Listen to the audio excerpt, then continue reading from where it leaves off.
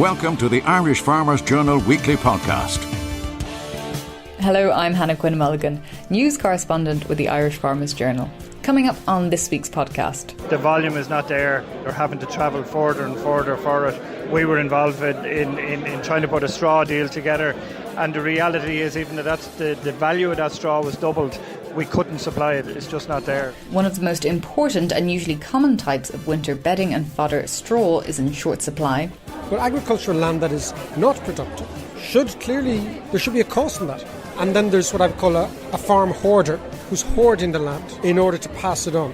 And that seems to me to be a total waste of the land. And in a perhaps brave move, economist David McWilliams chooses a farm conference to come out in support for the increase in stamp duty to 6%.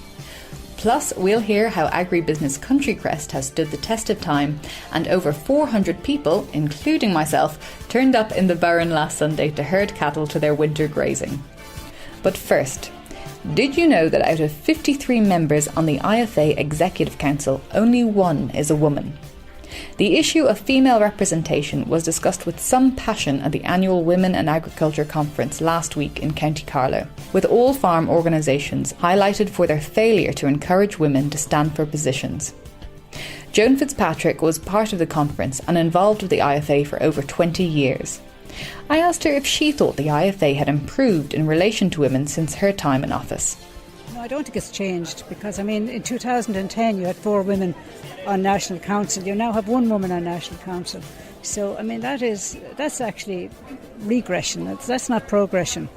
And that just shows that the IFA really don't value women. If they did, they would be saying, well, where are the women? Why have we not more women? They would be going out of their way to get women elected at county level so that they would be represented, so that they would have at least 30% representation at National Council.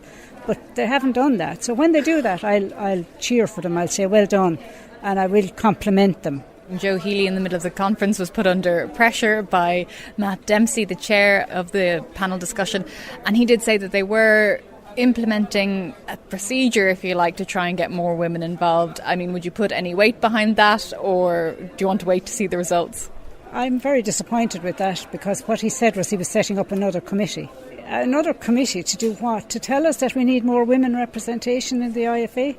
We don't need another committee to do that. We need something positive to happen, whereby next year they're going to say, well, we're going to have 30% women at National Council.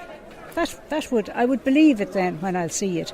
But until that happens, I suppose I'm a bit sceptical. My name is Helena Johnson, and I'm the former president of the Federation of Swedish Farmers. What did you think of the conference here today? There's a lot of women present, and yet what we've discovered is that there's only one woman out of 53 council members on the Irish Farm Association Council Board.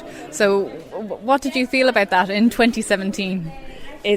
It's so clear that it's a lot of good ideas, engagement, and human beings who can contribute in so many ways in this room.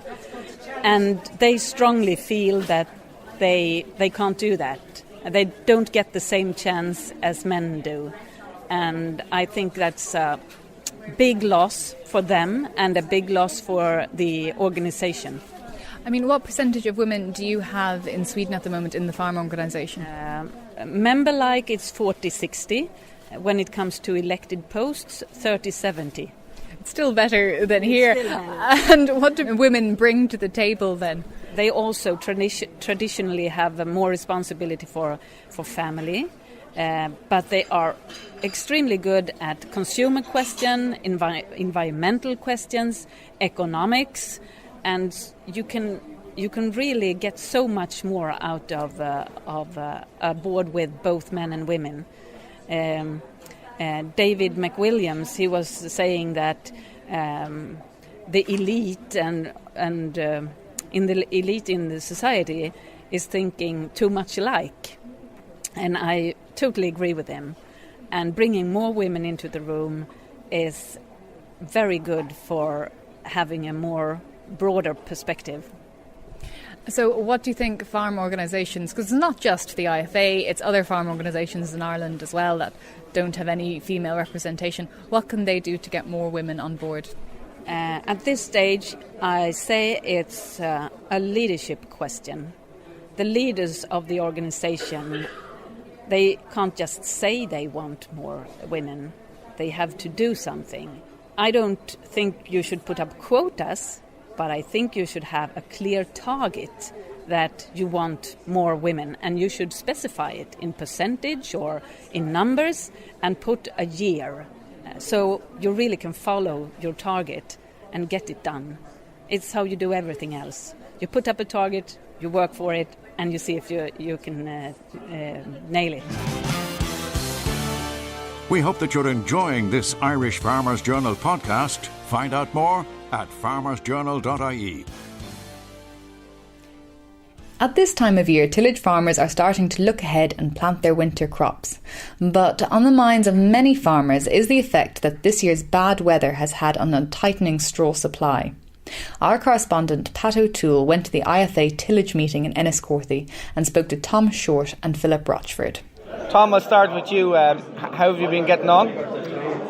Believe it or not, look, I think East Wicklow has been exceptionally good. We're 100% of what was planned, only finished on Sunday, but look at it, we're not the norm, far from it. I think just a little bit of luck, weather came with us.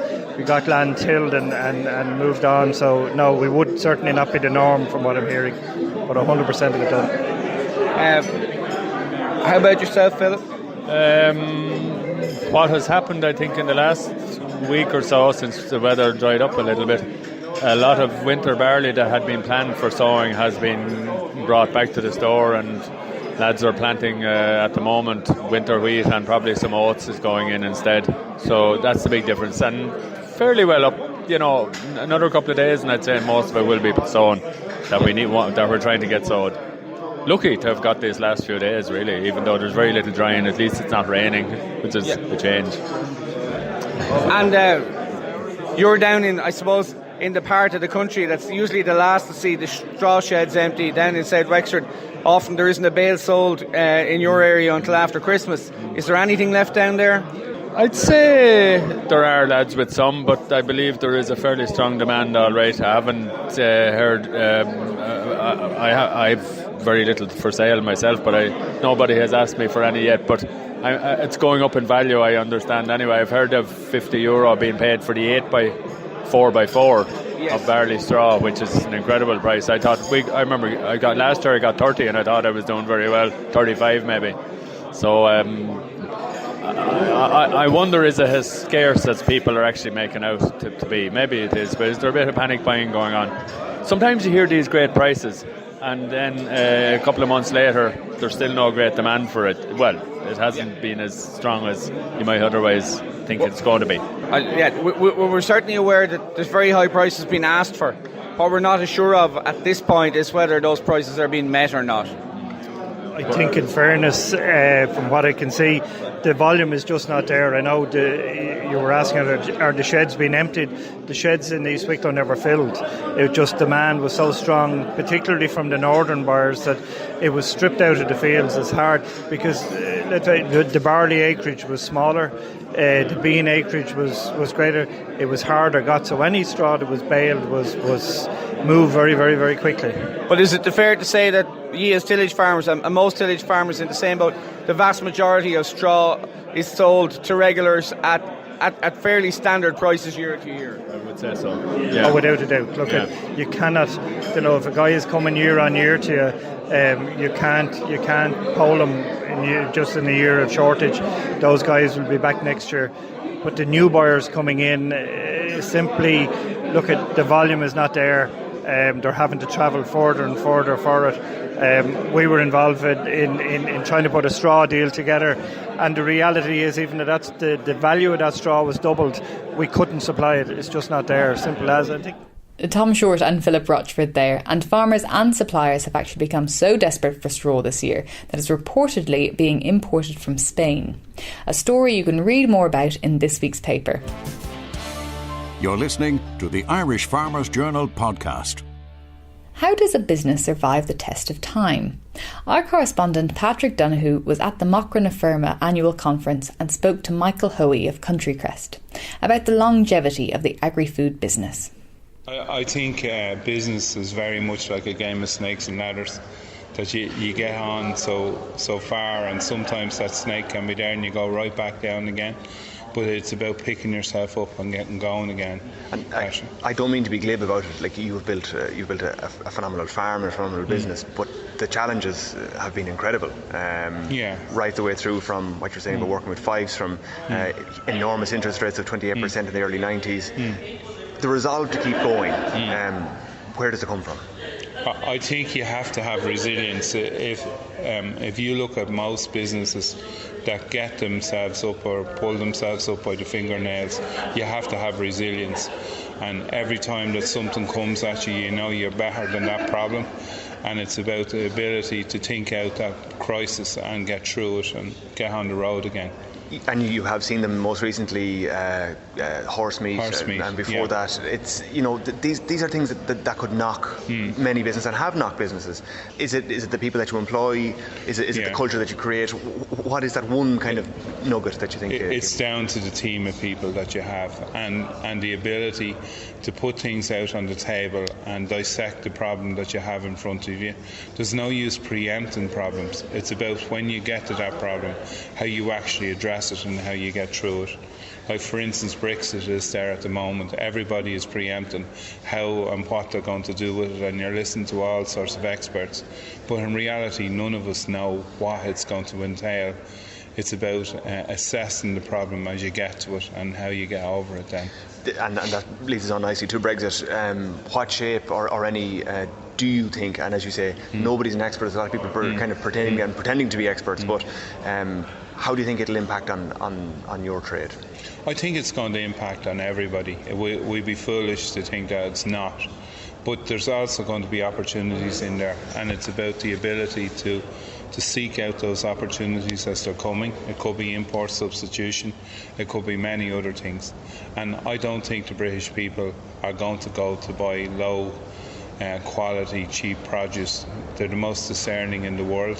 They have very high food standards. They expect very high food standards. And the reason they buy Irish food is because they trust us, they like us, and they know what they get delivers. So I don't see that disappearing tomorrow. And finally, we are at the Macra in the Feirme annual rally. You were once yourself a young farmer getting up at 4 o'clock in the morning before school. The message to young farmers, many of them going down the dairy route, what is the message to young farmers who are putting on the wellies at 4 o'clock in the morning like you did? I think just keep going. It's great to be able to do it. It's great to be able to work as your own boss, to get out and do what you have to do, but just don't put all your eggs in one basket. I think a little bit of spread is very important, because if a problem crops up, you always need something that's coming up that can carry the other problem when it happens. Michael Hoey of Countrycrest with some wise words for young dairy farmers there. Coming up after this, we have more advice for dairy farmers and find out why over 400 people turned up in County Clare to herd cattle up a hill. Tractor testing off the table. For more in your Farmer's Journal, here's Paul Mooney. After major protests, Minister Ross backs down on tractor testing. We report on the fodder shortage emerging in the West. ICBF dismisses concerns over star rating and the importance of glyphosate to farmers. And in Irish Country Living, why is there a lack of female representation in farm organisations? Plus, don't miss your free 32-page Men's Sheds magazine inside this week's Irish Farmer's Journal, on sale today. With the abolition of milk quotas, the dairy herd across the country is expanding, and one of the programmes that advises farmers is called Dairylink. Our correspondent and resident dairy expert Jack Kennedy met up with Conail Keown to find out a bit more about the scheme. Dairylink has been going now nearly 3 years. There's 6 farms in it, 4 in Northern Ireland and 2 in Cavan. The whole focus with Dairylink is on getting an allocation, getting resources maximised on each farm. Okay. So it's about pushing each farm to make the right decisions on breeding, on grass growth, on forage quality, on cow type, to try and get that mix of resources maximised on each farm. You have a farm walk coming up the 7th of November over in County Down near Banbridge. Yep. But here on this farm, there's a farm walk Thursday the 9th of November. Can you just tell us maybe what will be the focus of this farm walk here? Focus with maybe 3-4 stops on the farm walk. First stop will be looking at cow condition, how important is condition? How can we tie that into production and putting pounds and pence onto the cows that we're taking a look at? So we'll maybe isolate out 4 or 5 cows and take a look at each of the cows. How have they performed? What stage of that in lactation? What is their condition score? And how are they contributing to the bottom line on this farm of Robin Clan? I mean, at that stage, an autumn calving herd here, they'll be kind of maybe a month from the start of breeding or thereabouts. Will you be doing a little bit on sire selection, etc., and that kind of thing? Sire selection will be a very key component of the event. Where is this? What's driving this farm in terms of its cow? Are we getting the cow right for the system? And that's the main push. The young stock, the heifers, will you touch off them? Yeah, we'll want to take a look at the heifers, take a look at their weights, in what stage of that, what are they going to be bred to, what have they been, where's their ancestry in terms of breeding, and also get a bit of a condition scoring on them as well. I mean, there's grassland all around here, Conail, like soil fertility, forage production. I mean, it's a key part of this farm and it making money, This farm has really improved dramatically in soil fertility. There's 100 acres in this block. It has went from 35% optimal to nearly 80% optimal in the space of 3 years. So there's a good story here in terms of pH, P and K and what Robin has done and the investment he's put into the land to try and get that improvement in grass growth and performance from the land. Fair to say, Conail, the supporters of the programme Dairylink, you have Lakeland Dairies, you have Devonish Nutrition, you have Caffrey, Aspie and Teagasc, the advisory. There's a good team of people, good team of stakeholders behind this. Yeah. And look, every good successful project needs a good team behind it. And that we're trying to make the thing more sustainable for the farmers in the project. And that's the game. Parking on farm, all are welcome on Thursday the 9th November here on this farm. Yeah, all are welcome and it'll be a good informative day. The Irish Farmers Journal Weekly Podcast. Economist David McWilliams is often known for his controversial opinions, and last week at the Women in Agriculture conference he told me that he supported the rise in stamp duty from 2 to 6%, an issue that will affect many farmers and their families. However, he started our interview by outlining his reasons for why Ireland should sidestep Brussels and negotiate a parallel Brexit deal with the UK.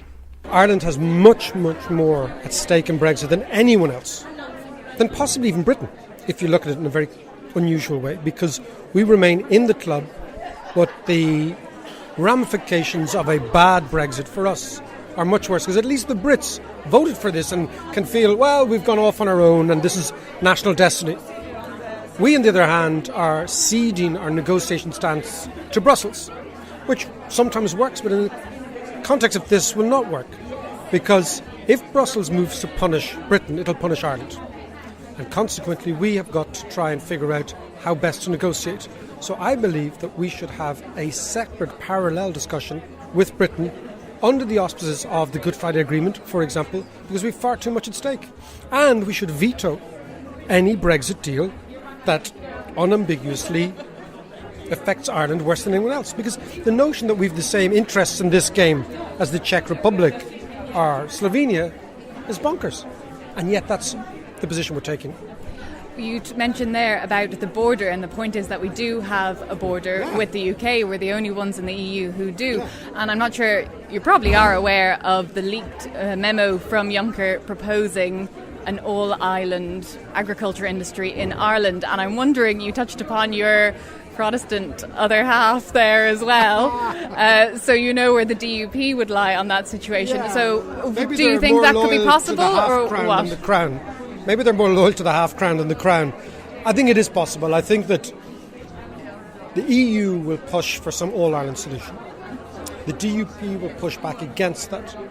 But the Conservative Party, who seem absolutely wedded to the Good Friday Agreement to the extent that they don't want a border, are probably more in line with the EU than the DUP on this. Look, it's clear to me that Brexit won't happen until there's another British election. It could be Corbyn, and God knows what's going to happen then. But I suspect the DUP will get rolled over in this one. And last question, I suppose you're well aware of the budget and the fact that stamp duty has gone up from 2% to 6% in relation on commercial property, and of course agricultural land is viewed as commercial property. So where do you stand on that? Do you think that's fair for the farmers? Popular. I'm going to say it's actually, look, we have a choice, and everybody has a choice. Either you tax work, as in wages, or wealth. And whether we like it or not, land is an asset. And if that asset is taxed at a much lower rate than working is, then the likelihood is that it'll lie pretty fallow and just be left there to be inherited. I don't know if farmers would agree with you about land lying fallow there. No, but I'm talking as a citizen of the country that, countries have to make a choice. And I think, that land that is productive is one thing. But agricultural land that is not productive there should be a cost in that. So there's nearly two tiers. There's an active farmer who's farming land. Farming, and then there's what I would call a farm hoarder who's hoarding the land in order to pass it on. And that seems to me to be a total waste of the land. David McWilliams there. Now, farmers often struggle to find reliable farm labour, but that wasn't an issue for County Clare farmer Patsy Curran last Sunday, when myself and over 400 people helped to herd his cattle up a mountain in Feirme to their annual winter grazing. OK, folks, we're about to start. Well, you're all very welcome to the 6th annual cattle drive. And I suppose, to put this in context, the idea of the cattle drive is to bring the community together. And this time of the year, traditionally, for thousands of years, farmers put the cattle up onto the mountains. We're in beautiful Feirme on the northwest coast of Clare, looking out on the Aran Islands here and looking out on Connemara and the 12 Pens. And it's an absolutely beautiful, stunning day, probably the best day we got this year. My name is Patsy Curran. I'm a local farmer here, and today it's my animals that have been taken on the cattle drive up to the winterage. And how many cattle are going up to the winterage today we're just bringing 28. I usually put about 36, 37 cows onto that particular winterage. And these are cows that have had their calves weaned off, and they're pregnant and they're in calf again, and they'll be calving down again in February, March. Will they still be up there in February and March? No. In my case now, the winterage is really exposed. It's up on top of a mountain. I graze it now for 3 months. I take them down at the end of January or thereabouts, and take them down home, and they're kept outside then as well for while they're calving, and because we need to feed them extra supplementary feed at that stage. And we should say as well, we can hear a lot of people in the background, and there's some cars passing, so farmers often complain they don't get any help, but you've got an awful lot of help here today coming to join you to walk up behind the cattle. I'd say there's at least 40 people here already. And they're expecting a good few hundred people now actually, and we've great neighbours. They're all out to help today. There's 5 or 6 of them there organising traffic, and another 5 or 6 that are organising traffic up the hill where the cows will be going up the hill onto the Green Road. So how long is the walk that people are doing now? The walk itself now today is about 9 kilometres. The cows will only be doing about 5.5 kilometres, because we're leaving here, we're walking up through a neighbour's land, and we're collecting the cows halfway up the hill, and then the cows are walked up a road and onto a green road, and for another 1.5 miles along a green road then until they get to their destination. I think the priest is coming to bless the cows, so... Is that an important tradition? Does that happen every year as well? They say it was a tradition one time, but it certainly doesn't happen normally. So I'm here talking to a woman walking up the mountain after about 30 cattle, I suppose. And I'm just wondering, what's your name, first of all? My name is Catherine Quinn. And do you have cattle at home yourself? Do you have a farm?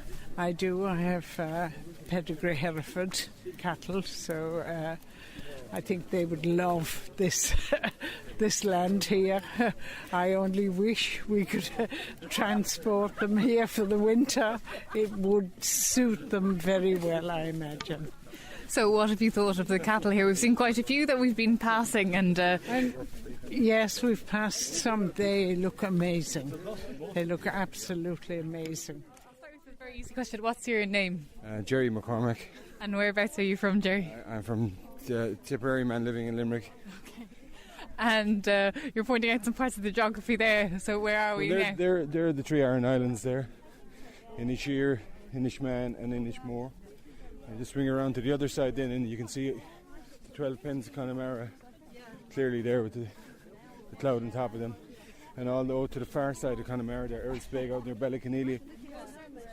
It sounds like a place you know well. Have you been here before? I just know it from walking it and just been sharp on scenery and that, really, you know.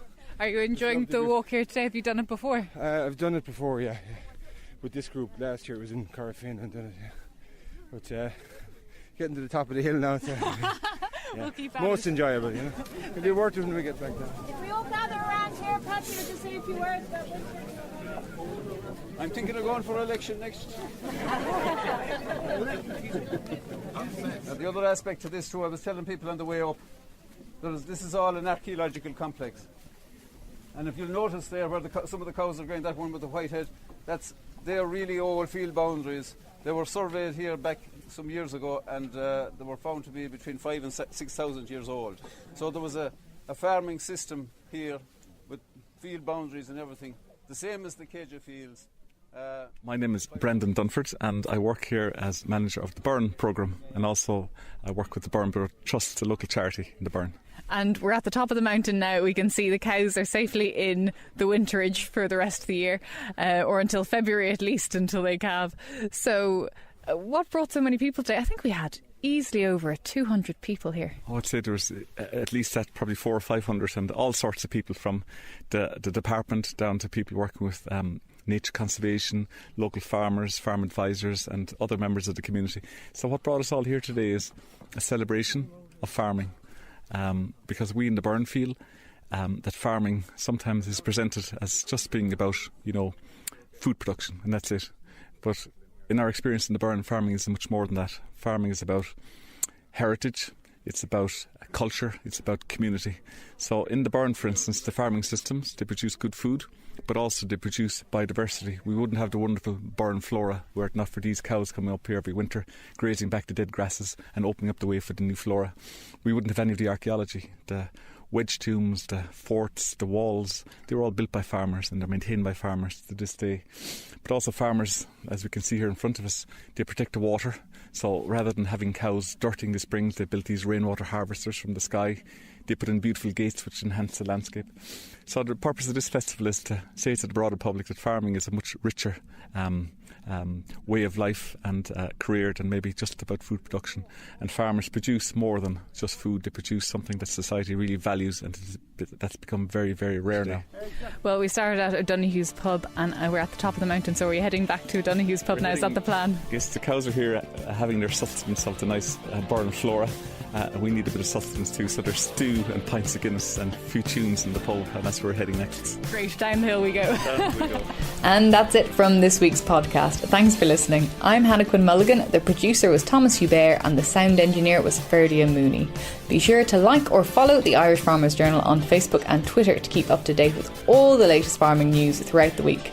Till next time, take care. The Irish Farmers Journal podcast, online at farmersjournal.ie and on iTunes every Thursday.